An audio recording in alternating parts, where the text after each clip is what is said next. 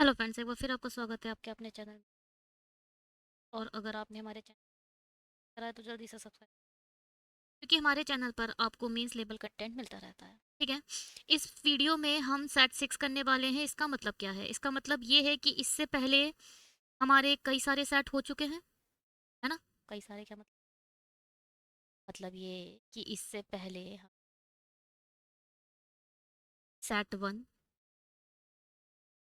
2, 3, 4 और 5, 1 to 5 set हो चुका है।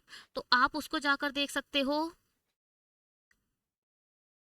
मेंस लेवल अर्थमेटिक सीरीज में, जो कि मैंने अभी तक अपडेट नहीं करी है, और ये मुझे लगता है प्लेलिस्ट अपडेट हुई नहीं है। होप कि मैं आज इसे कर देती हूँ। और अगर आप अर्थमेटिक की सीरीज का लेटेस्ट अपडेशन जो आप देखेंगे प्लेलिस्ट का, वो अर्थमेटिक का ही हुआ है। आप लोग को पूरी सीरीज एक आइकन आ रहा होगा टॉप पर, सजेस्टेड आइकन, तो उसमें जाकर शायद आपको मिल जाए। ठीक है। तो क्या 1 फेब को आपका एग्जाम है। होप कि आप लोगों की प्रिपरेशन बहुत अच्छी चल रही है। शुरू करते हैं। मेंस लेवल कंटेंट आप हमारे चैनल पर देख सकते हो कि डेटा इंटरप्रिटेशन और रीजनिंग ऑलरेडी अपलोड हो चुकी है। आप उसे जाकर कवर कर सकते हो, लिंक ऑलरेडी डिस्क्रिप्शन बॉक्स में मेंशन है, जाकर देखो। बहुत से पीओ लेवल आप पढ़ना है, पीओ लेवल मीन्स बहुत पढ़ चुका है, देखो और जाकर सॉल्व करना है, सॉल्व कर सकते हो। पहला क्वेश्चन आपकी स्क्रीन पर आ चुका है, इसे बनाते हैं। पढ़िए और खुद से ट्राई करिए। पॉज कर दीजिए वीडियो, और खुद से जब तक ट्राई नहीं करोगे तब तक कंसेप्ट क्लैरिटी बहुत कम रहेगी। उससे ट्राई करिएगा प्लीज। क्या रहा है क्वेश्चन, हम अपना शुरू करते हैं। सेकेंड रुकिएगा।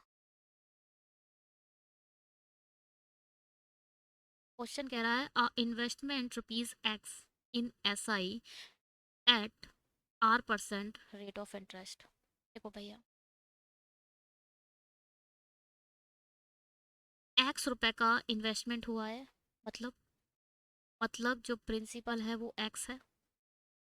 ठीक है। जो प्रिंसिपल है वो X है, और जो ROI है या रेट ऑफ इंटरेस्ट है वो तो R ही है। और कितने per annum? 6 year per annum. That means जो टाइम है वो 6 ईयर का है। ठीक है। And obtained an interest of ₹12,000। इस बीच उसको कितना CI मिला, इंटरेस्ट कितना मिला? ₹12,000। ठीक है। ये केस हो गया ए का। B invested the same amount in CI at the same interest rate for 2 years। अब देखो, ये जो पूरी कहानी है वो तो ए की हो गई। अब ये कहानी बी की लिख लेते हैं। Same price, I mean amount, है ना, सेम अमाउंट, अमाउंट लिखा है यहाँ पर। अब क्या करना पड़ेगा हमें? ए का पूरा टोटल निकालना पड़ेगा, क्योंकि जो बी ने इन्वेस्ट करा है उसका अमाउंट बोल रहा है।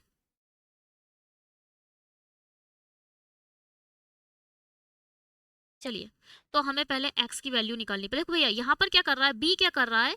बी बोल रहा है इन्वेस्टमेंट द सेम अमाउंट। यहाँ पर प्रिंसिपल नहीं है, प्रिंसिपल प्लस CI। किसका?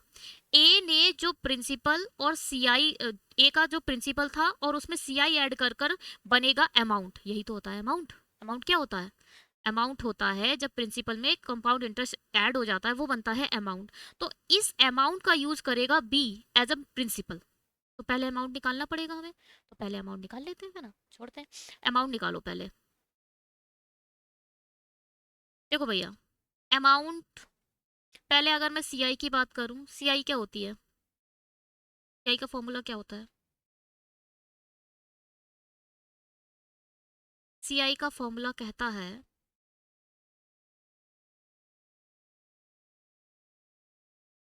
क्योंकि जो पहला इंटरेस्ट लगा है वो किस पर लगा है? पहले तो हमें जो बात कर रहे हैं हम यहाँ पर, हाँ ठीक है, CI की प्लेस पर SI लगना चाहिए। जो पहले ए ने जो इन्वेस्ट करा है वो SI पर इन्वेस्ट करा है, ना कि CI पर। तो यहाँ पर हमें SI लगाना पड़ेगा। SI का फॉर्मूला क्या कहता है? PRT/100। P कितना है? X। R कितना है? R ही है, और T है 6। डिवाइडेड बाय 100, क्योंकि SI के प्लेस पर क्या लिखना है आपको 12,000, तो 12,000 यहाँ लिख दो।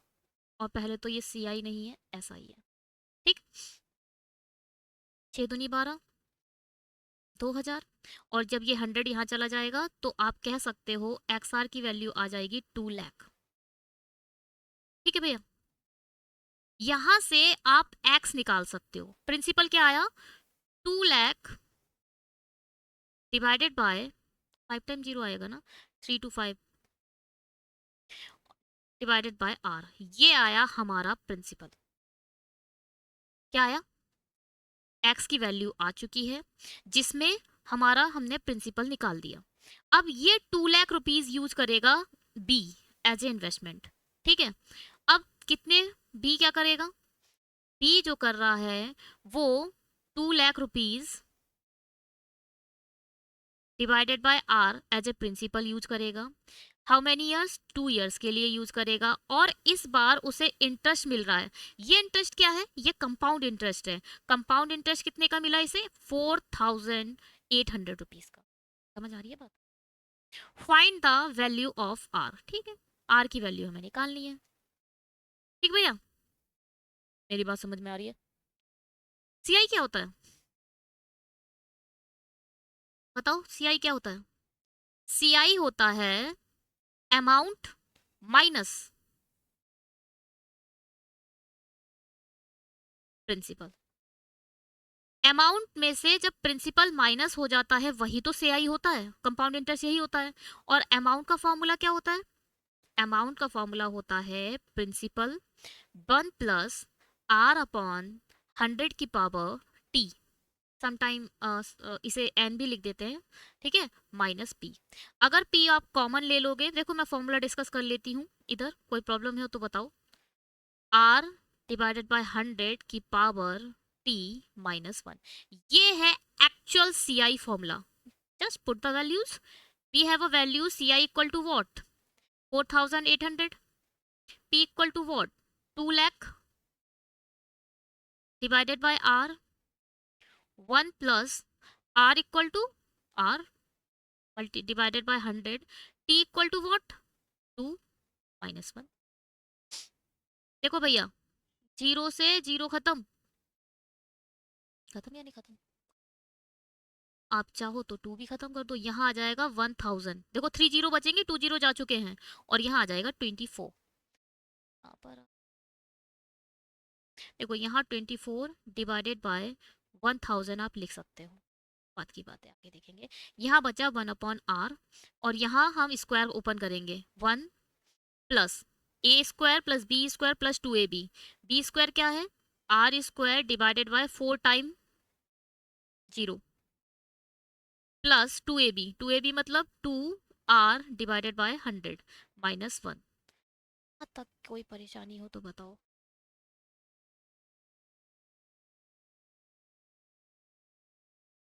एक मिनट,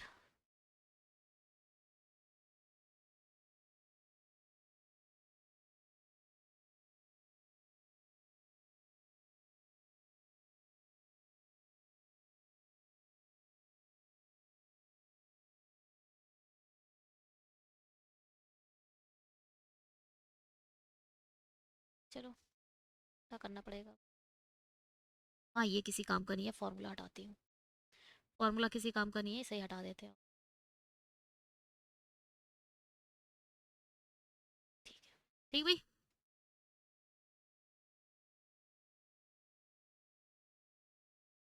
अब क्या हुआ, ध्यान से सुनना। यहाँ से मैंने क्या करना है, R बाहर ले लेना है। R जब मैं यहाँ से बाहर लूंगी तो यहाँ आ जाएगा R, और यहाँ क्या बचेगा, R divided by 10,000 plus 2 upon 100, और R से R खत्म। हमारे पास क्या बचा है, अब इसे 4 से काट दो ना, 4 छन 4 6 जा 24, 4 2 जा 8, 4 5 जा 10। ठीक, यहाँ क्या बचा, इसे क्या करा मैंने, इसको 4 से काट दिया। यहाँ क्या बचा, R डिवाइडेड बाय 10,000 प्लस 1/50, 1/50 लिख सकते हो इसे, 2 से खत्म कर दो, 1/50 इधर लेकर आओ, 6 250 माइनस 1/50 इक्वल टू R/10,000। अब 50 को 250 बनाना है तो 5 टाइम मल्टीप्लाई करनी पड़ेगी, यहाँ 5 आ जाएगा, 6 में से 5 जाएगा, 1 आएगा, 1/250 R/10,000, ज्यादा zero,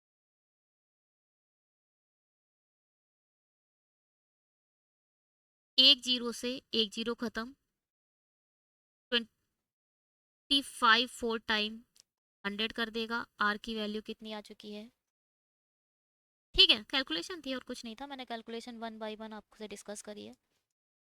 hope will get me perfectly, हैं जी।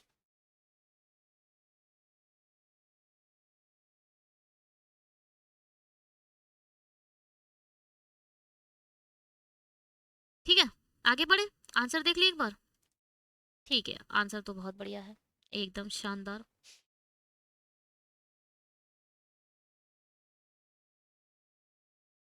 चलो दूसरा क्वेश्चन कर, बनाओ। 140 लीटर मिश्रण के एक बर्तन में x लीटर दूध और शेष पानी है। यदि x लीटर पानी मिलाया जाए और 70 लीटर दूध मिलाया जाए तो दूध से पानी का अनुपात 8:7 हो जाता है। दूध की प्रारंभिक मात्रा ज्ञात कीजिए। करिए, खुद से ट्राई करना पहले, अब मैं करती हूँ। क्या कहता है, 140 लीटर मिश्रण के एक बर्तन में, टोटल हमारे पास 140 है, टोटल जो हमारा मिक्सचर है वो 140 का है, जिसमें से AX लीटर क्या है, मिल्क है और वाटर है। मिल्क कितना है, अगर x मिल्क है तो आप कह सकते हो 140 माइनस x वाटर रहा होगा, टोटल मिक्सचर तो 140 है, ठीक है। अब क्या हो रहा है कि x लीटर पानी मिलाया जाता है, x लीटर जब पानी मिलाओगे इसमें तो ये क्या हो जाएगा, 140 रह जाएगा, x से x तो कैंसिल हो जाएगा। भैया देखो, 140 माइनस x प्लस x होगा, क्योंकि x लीटर क्या है, वाटर में ऐड किया जा रहा है, तो x से x खत्म हो जाएगा तो 140 बचेगा, ठीक है। फिर क्या जाता होता है, 70 लीटर दूध मिलाया जाता है, यानी x प्लस 70 हो जाएगा, मिल्क में x प्लस 70 ऐड कर दिया, तो मिल्क और पानी का जो रेशियो है, मिल्क और वाटर का जो रेशियो है 8:7 हो जाता है। दूध की प्रारंभिक मात्रा बतानी है, मतलब इनिशियली दूध की क्या था वैल्यू, क्वांटिटी, उसको फाइंड करना, तो x की वैल्यू फाइंड करनी है हमें, कुछ नहीं, x निकाल दो, तो हमारे पास दो इक्वेशन बन जाएंगी, एक वेरिएबल बन, देखो भैया, x प्लस 70 डिवाइडेड बाय 140, इन दोनों को लिखा मैंने, क्या है, 8:7, 7 दूनी 7 2 जा 14 और 8 2 जा 16, तो यहाँ पर हो जाएगा 160, ये खत्म, तो x की वैल्यू कितनी आ गई, 90 लीटर होगा। इन इनिशियल मिक्सचर में जो मिल्क की क्वांटिटी होगी वो 90 लीटर्स होगी। चलिए भैया इसे बताइए क्या हुआ। A man bought an article for a certain cost and sold the article at the profit of rupees this. If the man had bought the article for 20% less cost and the sold article at the profit of 40%, then the selling price would be rupees this. Okay, would be rupees 270 less. Find the original cost of the article. मुझे mute कर दो, screen pause कर दो, screen pause होते ही मैं automatically mute हो जाऊँ, उससे ट्राई करो, बहुत ज़रूरी है, हर बार मैं इसलिए बोल रही हूँ क्योंकि आप लोगों का खुद से ट्राई करना बहुत ज़रूरी है भैया। क्या कह रहा है, a man bot an article for a certain cost हमें नहीं पता, बॉट करिए इसका मतलब ये सीपी है, सीपी कितना दे रखा है उसने, एक्स दे दिया है, उसने बताया नहीं है, सर्टेन कॉस्ट हमने एक्स मान ली, and sold the article at the profit of 450, मतलब जो एसपी रहा होगा वो एक्स प्लस 450 रहा होगा, है ना भैया, 450 रुपए उसने ज्यादा में बेच दिया, बस जो उसकी सीपी के प्राइस थे उससे 450 रुपए ज्यादा में जो बेच दिया वही उसका प्रॉफिट हो गया। ठीक है, बहुत बढ़िया बात है। अब if the man had bought the article for 20% less cost, अब यहाँ कंडीशन बनेगी दूसरी, क्या अगर वो एक्स के बजाय किस 20% लेस में वो परचेज करे, तो कैसे लिखोगे इसे? एक्स के 80% में जब उसे वो परचेज करे, या 20% लेस हो गया, एक्स का 80% हमने ले लिया, सही है, एक्स के 80% में अगर उसने परचेज करा है तो जो आर्टिकल है उसमें 40% का प्रॉफिट होगा। Sold of article at profit of 40%, then अच्छा होगा नहीं, अगर उसने 40% के प्रॉफिट पर बेच दिया, मतलब ये तो आपका रहा सीपी, ये तो सीपी ही है, इस सीपी का 40% प्रॉफिट कैसे लिखोगे? 140%, 140% में तो बेच दिया आपने, सीपी के 140% में बेच दिया आपने, तो ये आया इस बार आपका एसपी। इनिशियल एसपी ये था, अब ये एसपी ये है। तब क्या होता है, इसको सेलिंग प्राइस, तो फिर selling price would be 270 less. ये वाला सेलिंग प्राइस इस वाले सेलिंग प्राइस से 270 रुपए कम है, ये क्वेश्चन कह रहा है। फाइंड द ओरिजिनल कॉस्ट, कुछ मिलाकर एक्स की वैल्यू यहां भी पूछे। Without basic you can't solve this particular problem. इसीलिए मैम शॉर्ट बताइए सर, शॉर्ट बताइए, शॉर्ट बताइए, शॉर्ट बताइए, शॉर्ट से प्री तो निकल जाएगा। मैं तो कहती हूँ एसबीआई पीओ का प्री भी नहीं निकलेगा। This is a prelims level of SBI PO. SBI PO का प्री आरआरबी क्लर्क का मेंस होता है, ये समझ लो। हाँ, ऐसी ही प्री में मैथ मिलेगी एसबीआई की। एसबीआई का प्री भी नहीं निकलेगा अगर तुमने बेसिक बेसिक और शॉर्ट ट्रिक पर अगर अपनी जिंदगी रखी। आपको बेसिक पढ़ना पड़ेगा, आज नहीं तो 4 बार फेल होकर पढ़ोगे, 4 साल बेकार करके पढ़ोगे, पढ़ोगे। बेसिक स्ट्रॉन्ग रखो। अरे और हाँ, विदाउट क्वांट आप कभी भी बैंकिंग एग्जामिनेशन नहीं निकाल सकते। और जो भी टीचर ये बोल रहा है उसे पढ़ना छोड़ दो, वो तुम्हें भटका रहा है। वो क्वांट तुम्हें पढ़ाना नहीं चाहता और तुमसे कहता है क्वांट के बगैर बैंक क्रैक हो जाएगा। बिना क्वांट के बैंक क्रैक नहीं होगा। मैं खुद बैंकिंग एग्जामिनेशन के पेपर देती हूँ, ऐसी डीआई आ जाती है जो तुम्हारे 10 मिनट खा जाएगी। तो उस डीआई से बेहतर है उस 10 मिनट के तुम अर्थमेटिक क्वेश्चन लगाओ ना। वो डीआई जो 10 मिनट खा रही है वो 5 नंबर देगी। वही 10 मिनट तुमने अगर 10 क्वेश्चन पे लगा दिए, चलो एक नहीं भी बना, 9 नंबर मिल जाएंगे। 4 नंबर से ही कट ऑफ में फेल होता है बच्चा। 4 नंबर खींच लिए तुमने। 10-10 मिनट की आती है डीआई, फंसा देती है, इतनी कैलकुलेटिव डीआई आ जाती है। और वही अर्थमेटिक के हलवा क्वेश्चन तुम छोड़ आते हो क्योंकि तुम्हें अर्थमेटिक पढ़नी ही नहीं थी। बिना अर्थमेटिक के बैंकिंग नहीं निकलेगा, मैं बता रही हूँ। फिलहाल हम लौट कर आते हैं, मैं दूसरी दुनिया में खो जाती हूँ कभी कभी, सॉरी। अब देखो भैया क्या बोला इसने, ये वाला एसपी इस वाले एसपी से 270 रुपए कम है, तो आप कैसे लिखोगे? कुछ नहीं, एक्स 80/100 मल्टीप्लाई 140/100 प्लस 270। जो जितनी वैल्यू कम है उतनी वैल्यू ऐड कर दो और इसके इक्वल लिख दो। क्या भैया, अगर जितना ये, अगर मुझे इन दोनों को इक्वल रखना है और ये 270 कम है तो उतना ही इसमें ऐड कर दो और इसके बराबर लिख दो, है ना? तभी तो क्वेश्चन को बराबर लिखोगे, पहले बराबर करोगे तभी तो बराबर लिखोगे। चलो बढ़िया है, समझ आ गया। अब भैया इसे छोटा करो पहले, जीरो में हटा रही हूँ। चलो ये 2 टाइम चला गया, ये 5 टाइम चला गया, 7 टाइम चला गया, ये भी 5 टाइम चला गया। तो ये क्या बना, ये बना 14x और 25 प्लस ये बना 270। हम यहाँ पर ही खत्म कर देते हैं। क्या करें, इसमें भी 30 ऐड कर दो, इसमें भी 30 ऐड कर दो, इसे 300 बना दो ना, और इसे 480 बना दो। तो 480 में से 300 गए तो बचे 180। 180 यहाँ पे लिख लेंगे और ये वाला जो है ये माइनस का x यहाँ लिख दो और यहाँ बचा 100। 25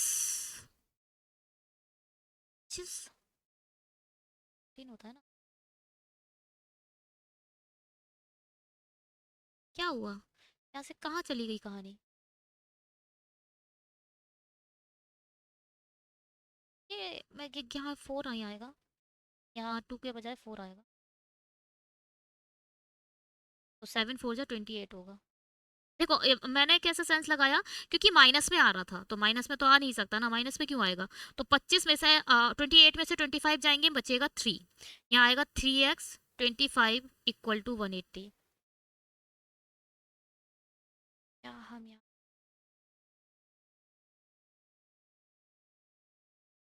चलो मैं बाद में बताऊंगी ये वाला, ये कैसे बन गया, ये अचानक से उड़कर ये कैसे बन गया बाद में बताती हूँ। यहाँ से 3 6 18 खत्म हो जाएगा, और 25 की 6 से मल्टीप्लाई करोगे तो कितना हो जाएगा? 150।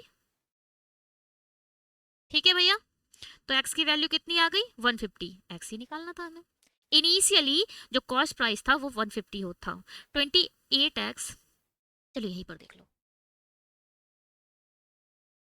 सुनो ध्यान से, 28x divided by 25 minus x, अचानक से 3x अपॉन 25 में कैसे बदल गया? बहुत बच्चे होते हैं एलसीएम नहीं ले पाते हैं, भैया ये क्या हुआ? कभी भी याद रखिए, यहाँ पर हमें, यहाँ अगर 25 है तो हमें यहाँ भी 25 बनाना है। वो कैसे बनेगा? पहले तो 25 से मल्टीप्लाई डिवाइड करो और 25 से ही मल्टीप्लाई करो, तभी तो बनेगा। हमें कुछ नहीं करना है, अगर यहाँ 25 है तो हमें यहाँ 25 लाना पड़ेगा, तभी तुम इस x में से x खत्म कर सकते हो। नीचे की दोनों वैल्यू सेम होनी चाहिए, यहाँ 25 हो गया, यहाँ 25 हो गया, दोनों जब सेम हो जाते हैं तो एक बार 25 लिख लिया जाता है। नीचे जो होता है बार बार नहीं लिखा जाता, कॉमन बनाकर एक बार 25 लिख दिया। यहाँ हो गया 25x, यहाँ हो गया 28x, 28 में से 25 गया तो कितना बचा? 3x। ठीक है, एलसीएम का एक छोटा सा मैंने, सही है भैया, आंसर हमारा 1500 था। चलो क्या कहता है, ए की आय से बी की आय, व्यय, व्यय इक्वल टू व्हाट? व्यय क्या होता है? व्यय क्या होता है? व्यय मतलब एक्सपेंडिचर, आय मतलब इनकम, बचत मतलब सेविंग। ठीक, तो ए की आय से बी के व्यय का अनुपात और ए के बचत से ए की बचत इतनी है, ए का व्यय। चलो शुरू करते हैं, होप कि तुम लोगों ने अच्छे से पढ़ लिया होगा। अब हम इसे नेक्स्ट स्लाइड पर सॉल्व करते हैं, ये आप लोगों के लिए था थोड़ा सा, फिर मुझे ऐसा लगता था बच्चे जो फोन पर देखते हैं उनके लिए स्क्रीन छोटी रहती होगी, तो मैंने थोड़ा फॉन्ट लार्ज कर दिया है। चलिए, क्या कहती है कहानी? कहानी कहती है, इस केस में पता है 3 चीजें होती हैं, 3 चीजें, कौन कौन सी? पहला, इनकम होता है। इनकम इक्वल टू क्या होती है? इनकम इक्वल टू एक्सपेंडिचर, कितना आपने खर्चा करा और कितना आपने सेविंग करी। एक्सपेंडिचर और सेविंग का सम ही हमारा इनकम होती है। तो यहाँ पर जो जो बोलता जाएगा मैं वो लिखती जाऊंगी और आप समझते जाएंगे। पढ़ते हैं, ए की आय से बी की व्यय का अनुपात, ए की इनकम अगर 3x है तो बी का जो एक्सपेंडिचर है वो 2x है, ये बोला इन लोगों ने। और ए की जो सेविंग है वो 3000 रुपीज है, तो यहां पर आपने 3000 लिख दिया। सेविंग है, ए की सेविंग के आगे ए की सेविंग लिख दी। ए का एक्सपेंडिचर बी के एक्सपेंडिचर से 1000 रुपीज ज्यादा है। बी का एक्सपेंडिचर हमारे पास 2x है, इसका मतलब ए का एक्सपेंडिचर कितना रहा होगा? बताओ। एक्स का एक्सपेंडिचर, ए का एक्सपेंडिचर 2x प्लस 1000 रहा होगा, डेफिनेटली इतना ही रहा होगा, क्योंकि 1000 रुपीज ज्यादा है, बस 2x से 1000 रुपीज ज्यादा कर दो। अब बी का जो इनकम है वो 80%, क्या?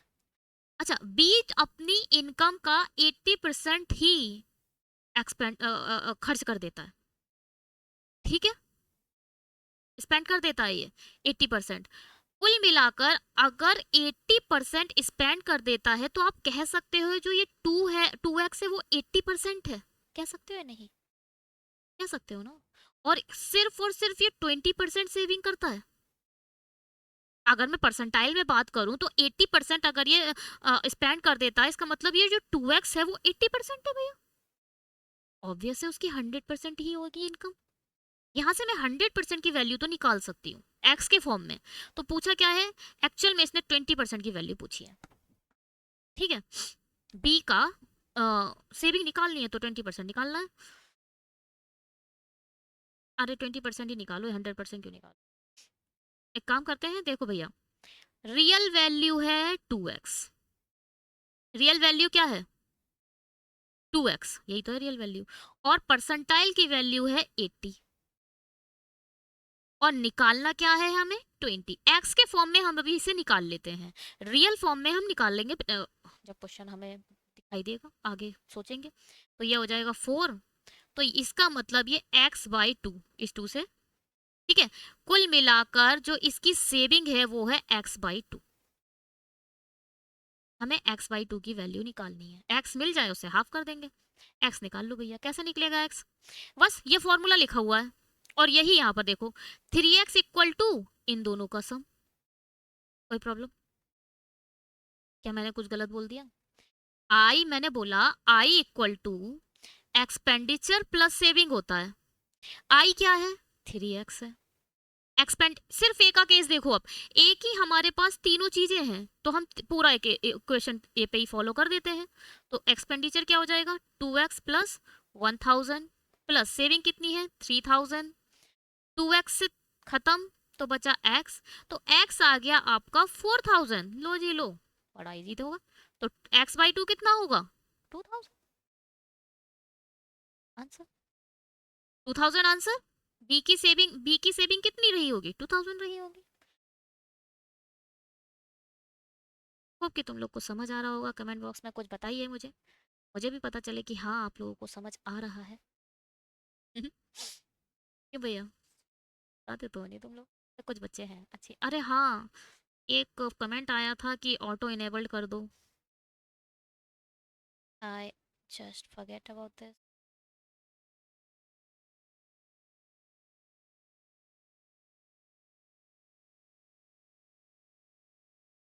ऑटो इनेबल्ड करना है ना, उससे क्या होगा वैसे। आई थिंक वो आ जाएगा, इंग्लिश आ जाए आनी शुरू हो जाएगी। चलो मैं करती हूँ, आज कोशिश की जाएगी। ये वीडियो अपलोड होगा उसके बाद ऑटो इनेबल्ड मिल जाएगा आप लोगों को। चलो, ratio of the age of A before 10 years to the age of C after 5 years in a 10:11, and the age of B after 5 years is 90% of the present age of C. If difference between the present of A and B is 20 years, then find the age of C after 6 years. Okay.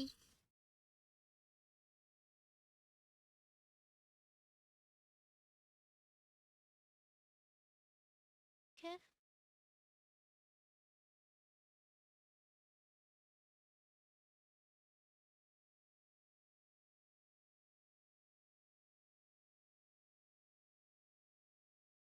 तो इसे करते हैं, पता है। चलो, क्या कह रहा है शुरू करते हैं। जो जो बोलता रहेगा वो लिखते रहेंगे। देखो भैया, ए बी सी दे रखे हैं, इसे मैं मिड में क्यों बना रही हूँ, इसलिए बना रही हूँ जो चीज ये बिफोर की बोलेगा तो मेरा एरो ऊपर चला जाएगा। अगर बिफोर का कुछ बोलेगा या पहले का कुछ बोलेगा तो ऊपर के एरो जाएगा। अगर बोलेगा आफ्टर या बाद में तो मेरा एरो नीचे की तरफ आएगा। पढ़ती हूँ और बनाती हूँ, पता है।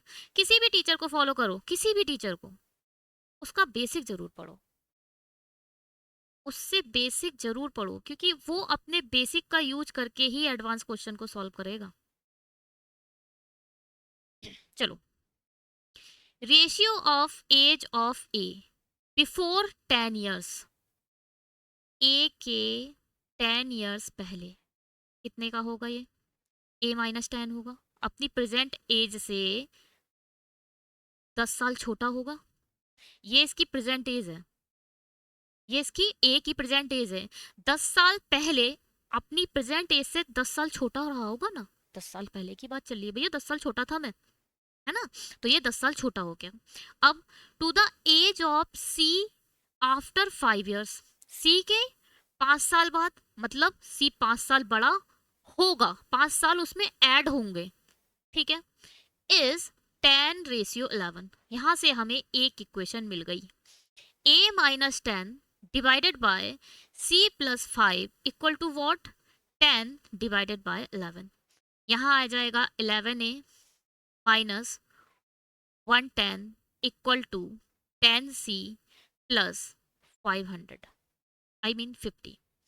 तो यहाँ कैसे बनेगा, 11a माइनस 10c, ये इधर चले जाएगा तो ये हो जाएगा 160। पहली इक्वेशन आप लोगों के समझ में आई, ठीक है, एक इक्वेशन बन गई। चलो आगे क्या कह रहा है, and the age of B after 5 year, A की जो एज है 5 year बाद, मतलब बी की जो 5 साल बाद जो एज है वो 90% है प्रेजेंट एज ऑफ सी, सी की प्रेजेंट एज का 90% है। तो आप इसे कैसे लिखोगे, इसे आप कैसे लिखोगे, इसे आप लिखोगे b+5 इक्वल टू सी का 90%, ठीक है, क्या मेरी बात समझ में आ रही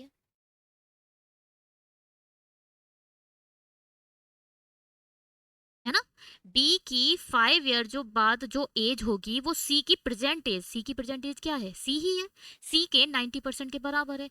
यहां आप कह सकते हो कि 10b plus 50 equal to 9c, एक इक्वेशन ये बन गई।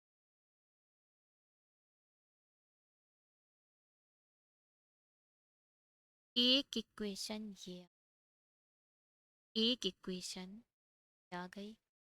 वेरिएबल कितने हमारे पास, 3, ए बी सी, तो हमारे पास इक्वेशन भी हमें 3 चाहिए होगी, 3 वेरिएबल 3 इक्वेशन, तभी सॉल्व होगा, अदरवाइज नहीं होगा, पीएनडी आ जाएगा। तो हमें तीसरी इक्वेशन की अब खोज करेंगे हम, तीसरी इक्वेशन के हम अलग कलर ले लेते हैं। क्या बोलता है ये, if difference between the present age of A and B is 20 years, A और बी की एज का जो डिफरेंस है, वो प्रेजेंट एज का जो डिफरेंस है वो 20 years है, then find the age of C after 6 year, C की एज निकाल दो और सी प्लस 6 year बाद उसकी एज फाइंड करनी है। ये है क्वेश्चन, कैसे करें, देखो भैया क्या कर सकते हैं हम, बी को ए के फॉर्म में लिख सकते हैं और सी को भी ए के फॉर्म में लिख सकते हैं, ए आ जाएगा तो सी, ठीक है, देखो ध्यान से सुनो, यहाँ इस बी को हम ए के फॉर्म में लिख देते हैं, लिख देंगे, यहाँ से ए की वैल्यू क्या आ जाएगी, 20 + b,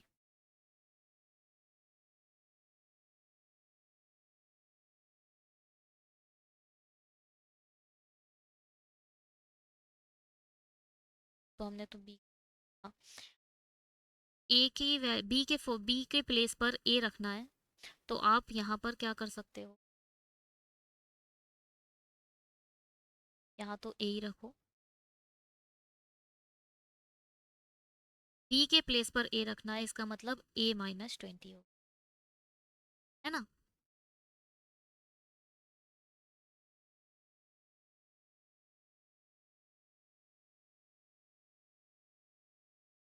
ठीक है, और सी के प्लेस पर भी ए रखना है, तो यहाँ से बनाओ भैया, C 11a-160 equal to 10c, C equal to क्या होगा, 11a-160 डिवाइडेड बाय 10, यहाँ से सी की वैल्यू ए के फॉर्म में, बी की वैल्यू ए के फॉर्म में, ए की वैल्यू निकल आएगी।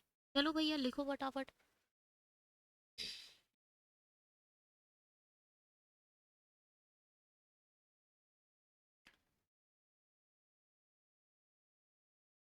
यहाँ से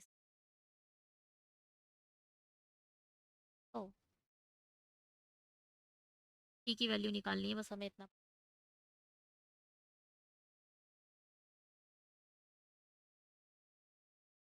चलो तो अब देखो भैया, 10 मल्टीप्लाई बाय बी के प्लेस पर क्या लिखना है हमें, A-20, ठीक है, प्लस 50। 9 सी के प्लेस पर क्या लिखना है आपको, 11A-160 डिवाइडेड बाय 10, ठीक है।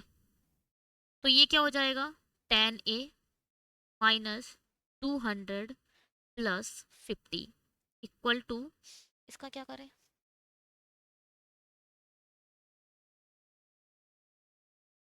इसका कुछ मत करो, 9 की मल्टीप्लाई अंदर कर दो, 99A, 69 जा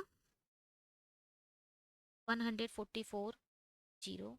अब इस जीरो को भी, अब इस रुको, ये जो 10 है इसकी मल्टीप्लाई इससे करो, यहाँ हो जाएगा 100A, ये हो जाएगा 2000, 200 में से 150 गया तो कितना बचा, 150, 200 में से अरे भाई ये तो बहुत खतरनाक, 200 में से 50 गया तो बचेगा 150, तो यहाँ आ जाएगा 1500, यहाँ आएगा 99A, यहाँ आएगा 1440।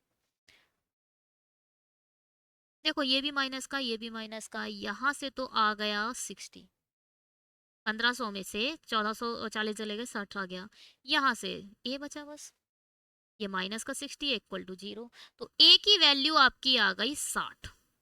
जैसे ही ए 60 आया, आप ए की वैल्यू यहाँ पुट कर दो ना, यहाँ करो, इस वाली इक्वेशन में ए की वैल्यू पुट करो, किसमें,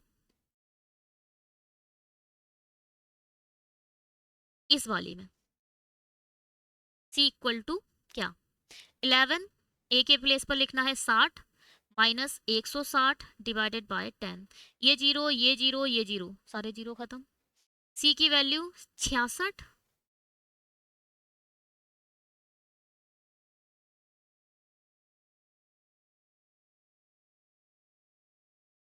हाँ 66 माइनस 16 कितना बचा, 50, कितना बचा, सी की प्रेजेंट एज 50 आ गई। अब ये बोल रहा है प्रेजेंट एज नहीं बल्कि 6 साल बाद सी का कितना एज होगी, अभी 50 का है तो 6 साल बाद 6 साल और बड़ा हो जाएगा तो 56 का हो जाएगा, क्यों भैया, अगर आज 50 का है तो 6 साल बाद 56 का हो जाएगा, आंसर कितना आएगा 56। होमवर्क नहीं करने वालों के लिए चुनौती ये आप लोगों का होमवर्क है जहाँ,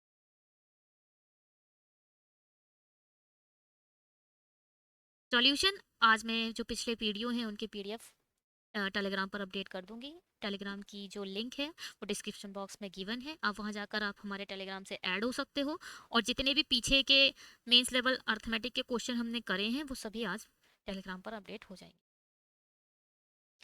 थोड़ी सी अनकंटिन्यूटी है चैनल पर just because I am trying to another things for you, okay, सच में मैं चैनल पे अच्छी सी चीज़ें अपलोड करने के लिए थोड़ा टाइम मुझे अपने लिए देना पड़ा, और कहाँ से लाऊं टाइम, तो आप लोगों का ही टाइम खींच के आप लोगों के लिए बेहतर कंटेंट बनाने की कोशिश है 2026 में।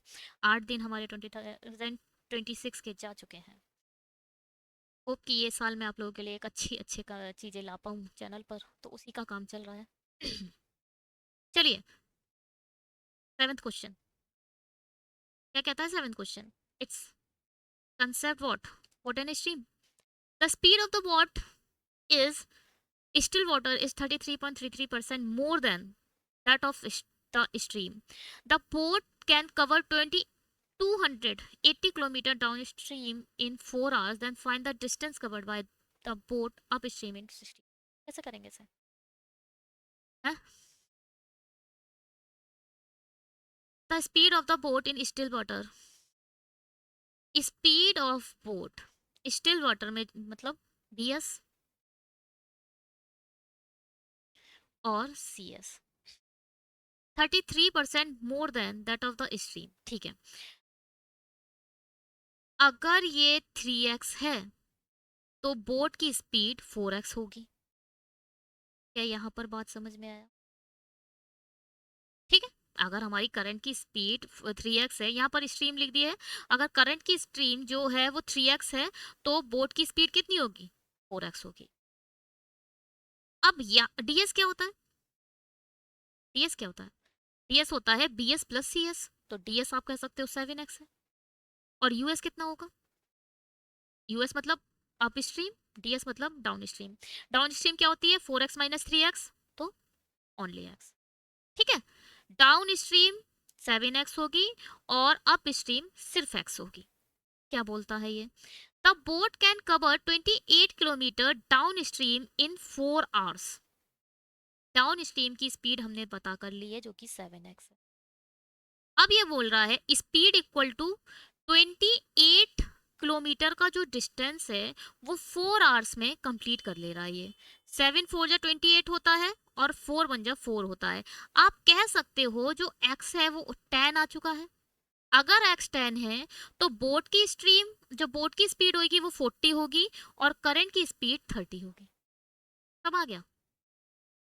आप कह सकते हो हमारी अप स्ट्रीम की जो स्पीड होगी वो कितनी होगी? 10। 40 माइनस 30 होती है अप स्ट्रीम, है ना, B S minus C S. अब खत्म करो, वैसे करना नहीं। बोल क्या रहा है? Then find the distance covered by the boat upstream in 16 hours. देखो भैया, 10 की स्पीड से जा रहा है, कितना डिस्टेंस कवर करेगा यही पूछ रहा है, मगर 16 आवर्स में वो डिस्टेंस कवर कर रहा है, तो डी इक्वल टू कितना आ जाएगा? 160। 160 किलोमीटर डिस्टेंस वो कवर कर रहा है 16 घंटे में, क्योंकि उसकी स्पीड 10 की है। ठीक है भैया, आई समझ आया नहीं आया? समझ आना चाहिए। चलिए, ये क्या कहता है? कहता है दिया और टिया ने क्रमशः 17, अगर आपने हमारा चैनल अभी तक सब्सक्राइब नहीं करा है तो बड़ी गलत बात है। अच्छे काम करते रहने चाहिए और सब्सक्रिप्शन करते रहने चाहिए, साथ ही साथ शेयर करिए अपने उन फ्रेंड्स के पास जो रियल में मेंस लेवल अर्थमेटिक को पढ़ना चाहते हैं। होप कि आप लोगों को ये रियल लेवल लग रहा हो। ऐसा ही आएगा पेपर, पैनिक मत होइए। अर्थमेटिक के 10 क्वेश्चन आएंगे, पक्का आएंगे 10-12 क्वेश्चन, कभी कभी 15 क्वेश्चन भी आ जाते हैं क्योंकि नंबर ऑफ क्वेश्चन ज़्यादा होते हैं, तो उड़ा दीजिएगा।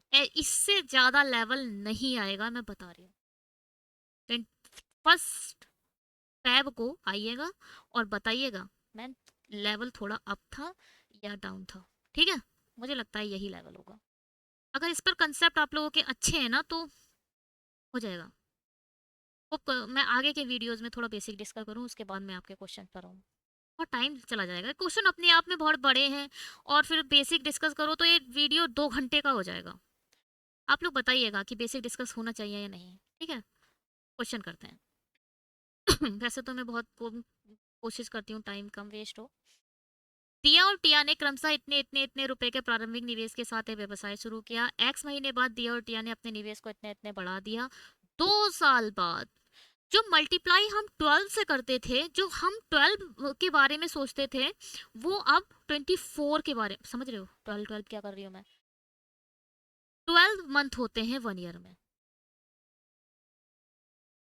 वैसे पुराने क्वेश्चन जो मैं हमने करे होंगे वो 12th मंथ के ही हिसाब से हमने सोचे होंगे, मगर यहाँ पर जो प्रॉफिट मिल रहा है वो 2 साल बाद मिल रहा है।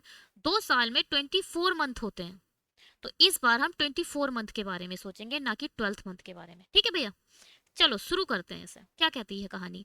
तो एक है दिया और एक है उसकी फ्रेंड टिया। दिया आई, उसने 17,500 रुपए से शुरू करा अपना बिजनेस, और इसने 12,500 से अपना। मेरी बहन कॉमर्स से है तो वो कॉमा बहुत अच्छे लगाती है।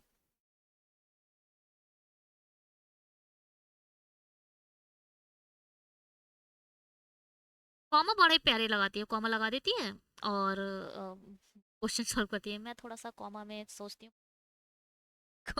मैं कॉमर्स वाले बहुत अच्छे से वो बहुत आती है उनकी ना, सैलरी अच्छी होती है उनकी, क्रेडिट क्रेडिट का पता नहीं क्या क्या होता है उसमें। कॉमा बड़े अच्छे लगाती है वो। चलो ये हो गया, इसको पहले मैं रेशियो बना देती हूँ। तो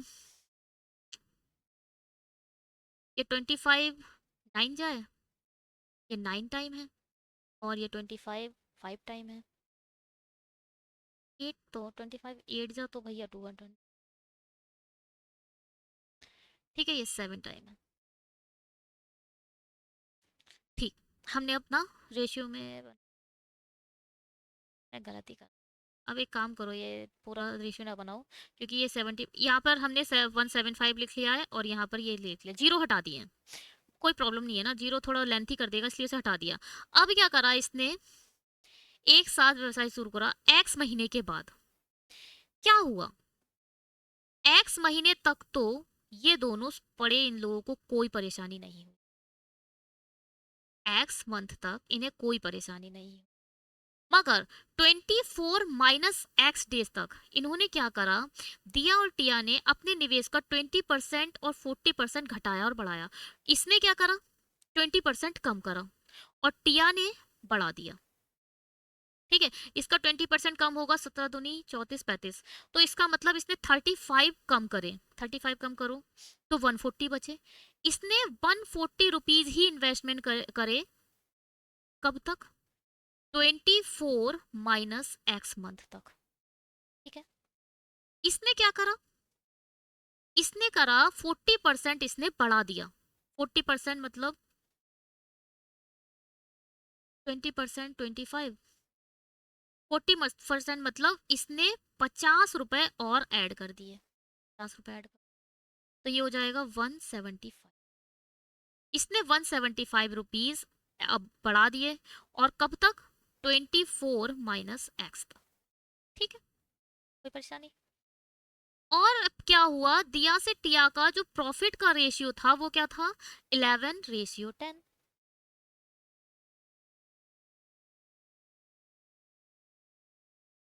क्या कर सकते हैं, क्या हट सकता है इसमें, कुछ नहीं हटेगा, 5 से कट जाए तो कटा दो, देखो 5 से, 5 3 जा 15, 5 5 जा 25, 5 2 जा 10, 5 8 जा 40, 5 2 जा 10, 5 5 जा 25, 5 3 जा 15, 5 5 जा 25। ठीक है, बस, तो नहीं कटेगा। चलो, यहाँ क्या क्या बचा, 35x, चलो मिले 35x प्लस, अब इस ब्रैकेट को ओपन करते हैं, 28 की मल्टीप्लाई 24 से करनी है, क्या लिख सकते हो इसे, इसे लिख सकते हो 26 माइनस 2, इसे लिख सकते हो 26 प्लस 2, 26 माइनस 2, लिख सकते हो नहीं लिख सकते हो, मतलब क्या है, a plus B A minus B, 26 का स्क्वायर माइनस 2 का स्क्वायर, 26 का स्क्वायर, अब पहले ही पता भी तो होना चाहिए 26 का स्क्वायर क्या होता है भाई, अब स्क्वायर पता होना तो बहुत ही बड़ी बात है। 676 में से सिर्फ 4 माइनस करने हैं तो आ जाएगा 672, 672 माइनस 28। ठीक है, डिवाइडेड बाय व्हाट, इसको देखो, यहाँ आ जाएगा 25x प्लस, अब 35 की मल्टीप्लाई 24 से करनी है, तो आप इसे लिख सकते हो 70 डिवाइडेड बाय 2, और इसे 24 लिख सकते हो ना, 35 को, इसको डबल करो, इसको आधा करो, इसको 12 कर दो, 12 7 जा 84, तो यहाँ कितना आ गया 840 माइनस 35x। ये बात समझ आ अप्लाई करना दिखा रही हूँ आप लोगों को, यहाँ हो जाएगा 11, यहाँ हो जाएगा 10, 35 में से 28 गए, कितना बचा 7x, 25 में से 35 गए, कितना बचा माइनस का 10x, यहाँ कितना आ गया प्लस 672,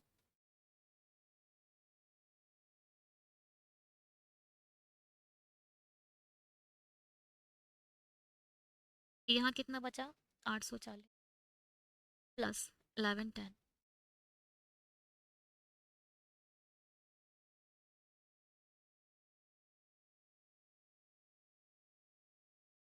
हाँ, अब ये क्या है 70x, क्या कर रहे हैं अब हम, इसकी मल्टीप्लाई कर रहे हैं, 70x इस 10 की मल्टीप्लाई, और यहाँ आ जाएगा 672, यहाँ आ जाएगा 11 10x वो भी माइनस के, प्लस यहाँ हो जाएगा, अब देखो 11 की मल्टीप्लाई 84 से करनी है, पहले तो 4 आ जाएगा, 8 4 12 आ जाएगा, क्या हो रहा है 84 की जब मल्टीप्लाई 11 से करो, सबसे पहले 4 लिख दो, फिर 8 और 4 को ऐड करो 12 लिख दो, और 8 और 1 9 लिख दो, 9 24, ठीक है, यहाँ कितना आ गया 924 और 1 0। अब इसको तो खत्म कर दो। इसमें कितना ऐड करोगे? 8 28, इसमें 28 ऐड करो और इसमें से भी 28 ऐड करो। ये कितना बन गया? 700। कितना बन गया ये? 700। और जब इसमें से 700 माइनस करोगे तो कितना बचेगा? पहले तो 200 बचेगा। 24 दूनी 48 और 4 52। ठीक है, 252 बचा।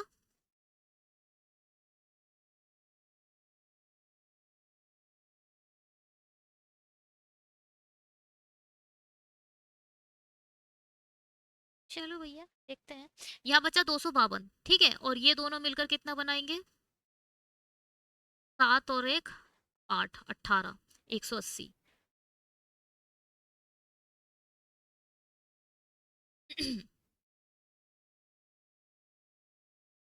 तो यहाँ पर क्या हुआ? 180x equal to 252। 180 कैसे आ गया? ये यहाँ चला गया और प्लस हो गया 70 में जाकर। x को डिवाइड करो 32।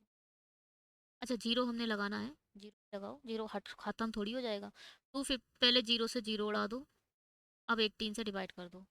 18 बन जा 18, 18 टू जा 18 बन जा 18, बचा कितना? 5 2 7, 18 4 जा 72। आंसर कितना आ गया? 14। कितना आ गया? 14। पूछा क्या था? एक्स की वैल्यू पूछी।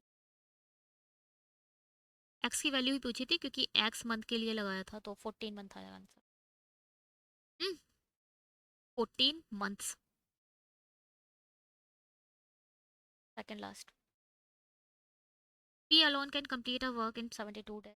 P and Q together can complete the। ठीक है, सब करिए, पॉज करिए और बनाइए इसे। चलिए मैं भी बनाती हूँ। क्या कह रही है कहानी? कहानी कहती है P अकेला किसी काम को 72 दिन में कर देता है। P और Q किसी काम को 48 दिन में कर देते हैं। P Q R तीनों मिलकर किसी काम को 24 दिन में कर देते हैं। 8 चौक 12 7 12 6 72, 12 6 72, 12 4 जा 48, 12 2 जा 24। और छोटा करो इसे। इसे 3 लिख सकते हो, 3 2 जा 6। इसे 2 2 जा 4 लिख सकते हो, और इसे देखो 12 2 12 2 12 2 12 2 तो दोनों कॉमन ही है। 12 2 तो आएगा ही आएगा। और क्या क्या आएगा? 3 भी आएगा। और क्या आएगा? ये 2 भी आएगा। जो कॉमन चीज है वो तो खत्म कर दो, जो बचा उसे और ऐड कर दो। ठीक है, 3 बचा, ये 2 बचा, खत्म। क्या आया? अरे ये तो कुछ ज्यादा ही खत्म हो जाता है। कंट्रोल जेड से आवाज आएगी शायद।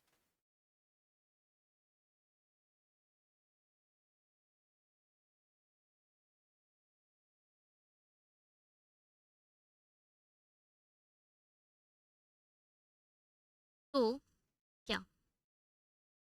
12 2 जा 24 नहीं, 3 2 जा 6, 6 2 जा 12, 144। ठीक है, 144 एलसीएम। अब देखो 12 6 जा 72, यहाँ तो आगे आएगा पी की इफिशियंसी आ गई 2। इन दोनों की इफिशियंसी क्या आएगी? 12 4 जा 48 3। पी क्यू आर की इफिशियंसी कितनी आएगी? 6। ऑब्वियस से ज्यादा आएगी, तीनों की इफिशियंसी अब जुड़ जा रही है। अब मतलब क्या है? पी क्यू आर 6 काम करते हैं, पी और क्यू 3 काम करता है, तो पी सिर्फ 2 काम करेगा एक दिन में। एक दिन इफिशियंसी क्या होता है? एक दिन में पी कितना काम कर सकता है, वो होती है इफिशियंसी। ठीक है, अब P started the work alone and after 15 days P left the work. P आया क्योंकि एक दिन में 2 काम करता है। 15 दिन तक इसने काम करा, मतलब 30 काम कर दिया और चला गया। He left the work and Q क्या है? Left the work and Q and R started working together. QR की efficiency कितनी है? 3। ये लोग 3 की efficiency से काम करना शुरू करें and complete the remaining work.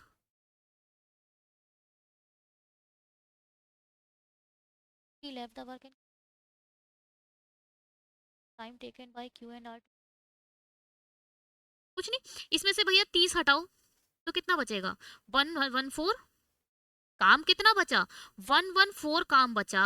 3 की स्पीड से ही कर सकते हैं दोनों मिलकर।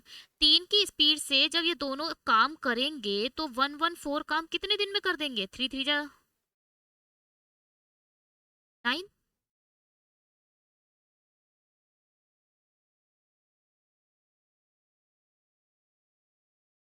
तीन की एफिशिएंसी करेंगे ना। एंड आर सॉरी, तो दो गलत हम कर रहे हैं क्योंकि हमने एफिशिएंसी जो दिल 3 है जो एफिशिएंसी वो तो क्यू पी और क्यू की है, जबकि ये बोल रहा है क्यू और आर काम कर रहे हैं। अच्छा, एफिशिएंसी निकालेंगे कैसे? पी की एफिशिएंसी आ गई है 2। जब P और Q काम करे तो 3 की एफिशिएंसी आई, इसका मतलब Q की एफिशिएंसी कहीं ना कहीं 1 रही होगी। दो एफिशिएंसी हो गई P की, तो Q की कितनी हो गई? 1, तभी इन दोनों की मिलकर 3 बनेगी। R की एफिशिएंसी कितनी होगी? तीनों की दोनों, अगर हम P और Q की एफिशिएंसी मिला देते हैं तो बनता है 3। जब R आ जाता है तो बन जाती है एफिशिएंसी 6, इसका मतलब R की एफिशिएंसी 3 रही होगी। क्या कोई प्रॉब्लम है?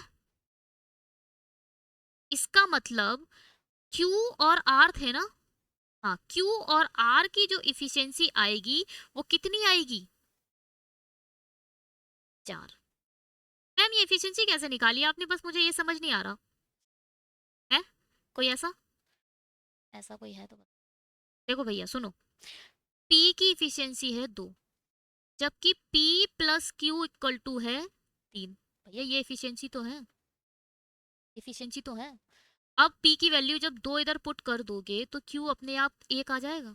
3 में से 2 गए 1, आ गई एक इफिशियंसी।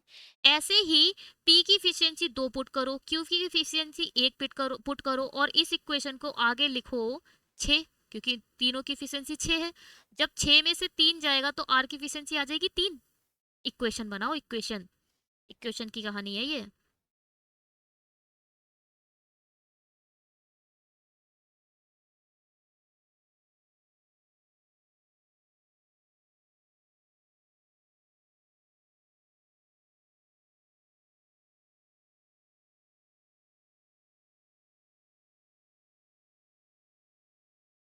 अगर में से क्या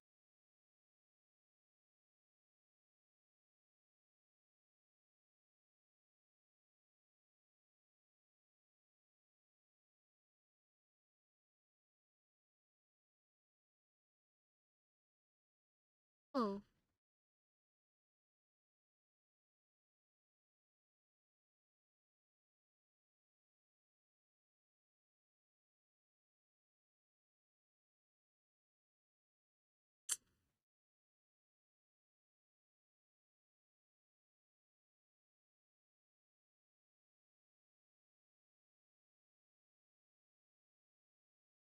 भैया मैंने इफिशियंसी निकाल दी थी, तुम लोगों को इफिशियंसी पता है।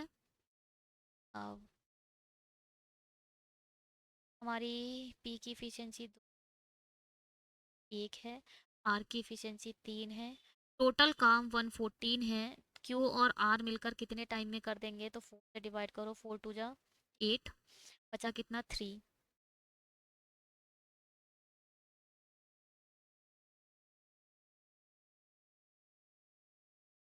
4 8 जा 36, बचा 2, 4 5 जा 20। ठीक है, आंसर कितना आएगा? 28.5। चलो 10th पे काम पता माइक्रोसॉफ्ट को कैसा हो क्या हो।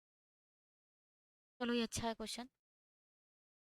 एक ट्रेन एक पेड़ को 15 सेकंड में पार करती है और वही ट्रेन 320 मीटर लंबे प्लेटफॉर्म को सेकंड में पार करती है और ट्रेन की गति इतनी है। अच्छा, ट्रेन की स्पीड भी दे। चलो शुरू करते हैं। क्या कहता है? कहानी कहती है, ट्रेन है वो एक पेड़ को, देखो पेड़ भाग नहीं सकता, दौड़ नहीं सकता, स्टेबल है, ट्रेन की खुद लेंथ नहीं होती, पेड़ सिर्फ खड़ा है, ट्रेन की ही लेंथ होगी यहाँ पर। ठीक है, पेड़ को 15 सेकंड में पार कर देती है। ट्रेन की लेंथ मैंने टीएल मान ली। ट्रेन की स्पीड इन्होंने दे रखी है 40, दे रखी है, पहले ही पढ़ लिया था हमने। अब जो है ट्रेन 40 मीटर पर सेकंड की स्पीड से भाग रही है और 15 सेकंड में किसको पार कर रही है? पेड़ को। तो पेड़ की खुद की तो लेंथ है नहीं, इसका मतलब ट्रेन अपने आप को ही पार कर रही है, बस ट्रेन की लेंथ यहाँ पर अब निकल आएगी। 15 4 जा 60, तो TL इक्वल टू कितना आ गया? 600।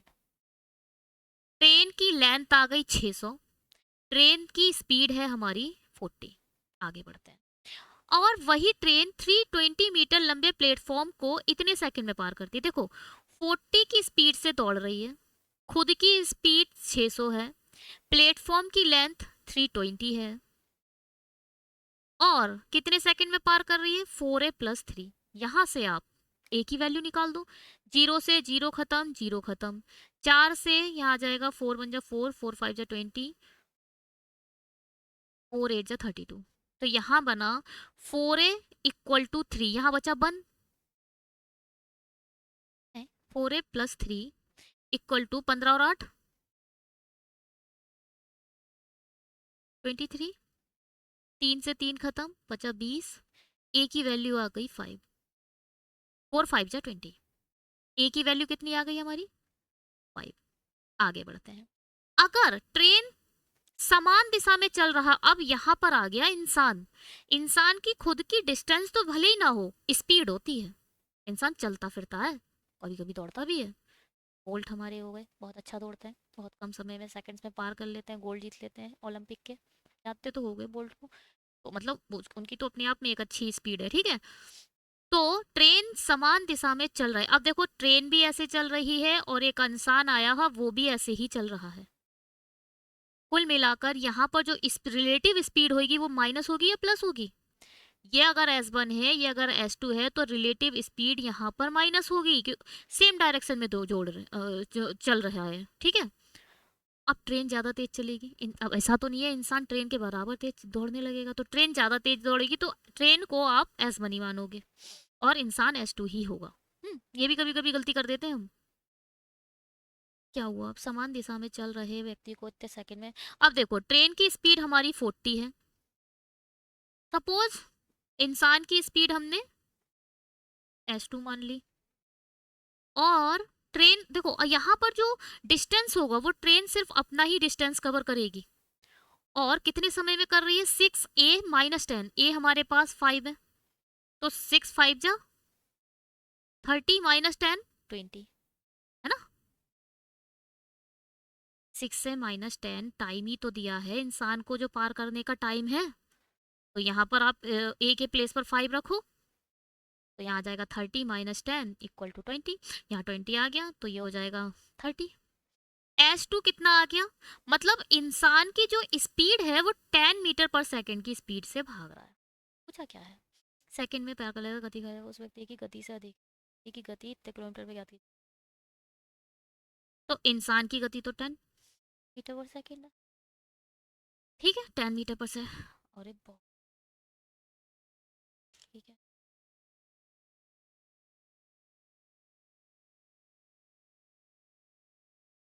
हाँ, यहाँ पे बड़ी खतरनाक होगा, नहीं होगा देख मैं थोड़ा सा जल्दी में पड़ गई। अब देखो यहाँ पर क्या खेला, यहाँ पे ये खेल गया हमसे। मीटर पर सेकंड में दिया है सब कुछ, मगर पूछ लिया इसने किलोमीटर पर आवर्स में।